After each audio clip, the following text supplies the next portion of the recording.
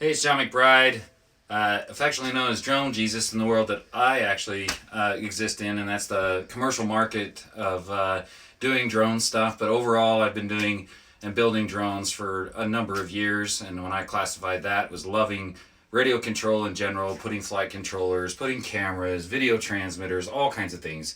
But the main point of this video is to talk a little bit about innovation, how it's kind of moved forward in the 17 years I've been doing commercial building for drones, and then also in the 30 plus years I've been doing radio control. Well, 30 years, and we talk about expense, we talk about, oh man, I want to get into this hobby, I want to do something, but initial stuff that I built for my kids, early days, and this was back when Phantoms were just kind of starting, original Phantom 1, video transmitter, 5.8 gigahertz, 2012. So I used to build stuff like this for my kids, and we go down to the field and race them around. They were GPS, so they worked really well. Earlier than actually trying to do drone racing with other stuff that we used to build back then. So I'd 3D print or have them 3D printed and make, racer types. But in the early days, we used all of this old, analog, early flight control systems. Even had a few crashes and bangs and booms through the years, and that's just kind of where it's gone. So this is one room of many of my hobby and the overall love of doing this. When I started to do the drone stuff specifically, again, I did this to do videoing for my already RC hobby, which extends throughout the whole damn house, runs into separate rooms. So I've got RC airplanes and helicopters and all kinds of stuff that, and this isn't what's in my garage, it's not what's upstairs in my actual drone assembly room, and I also have a company in which I actually do move commercial stuff. But just back to innovation and how it's moved and why you shouldn't really bitch about the fact that we're moving forward and somebody has created a really big interruption in the market. So I do as an example of this. This is one of my very first, not first, but one of the early radios I had. And when I bought this in 1999, this was $500 in 1999. My very first radio I bought in 1985 was $200, and it was a 2-channel, pretty much 72 meg, but it was something like, holy crap, long antennas. We had to deal with that. We had to deal with everybody being on the same channels, just like being on the same channels on video streaming. Don't turn this on, don't do that. We had the same problems back then.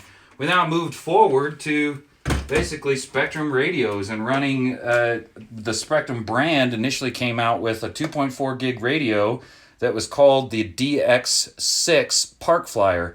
Only one receiver worked for it, and it was only for park flying. It did not do what now we have been using today, 2.4 long range. We have modules we can put in the back. And I've been running a DX18, which is 7 years old.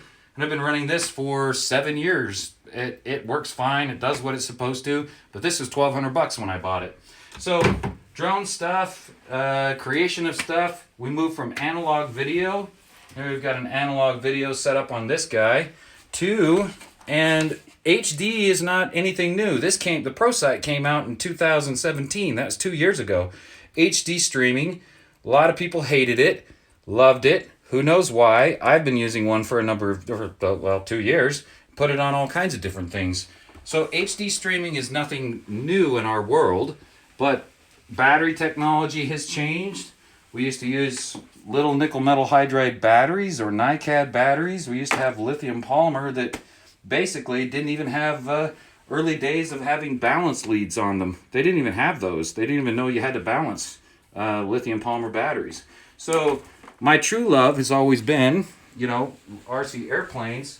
And even with the current, motor systems that are out, electric has just gone crazy as far as this stuff goes.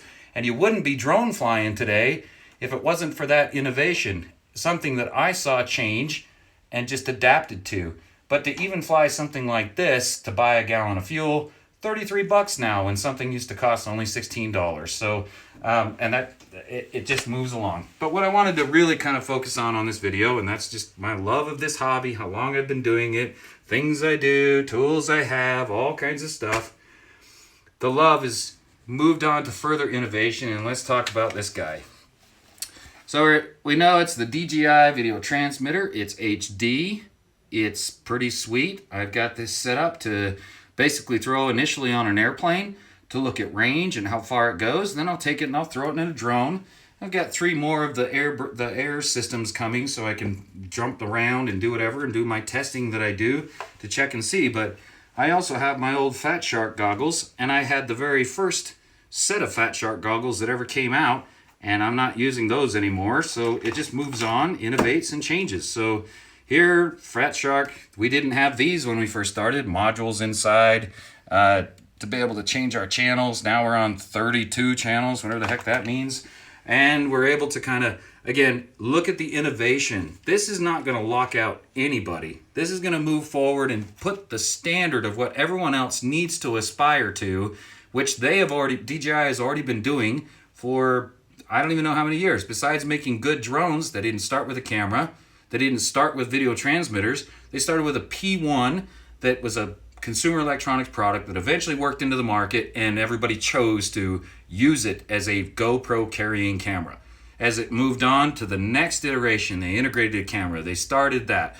Now they have good video streaming. They have OcuSync 2.0 now. Moving in this forward direction is where our hobby goes. This is how it works in this world.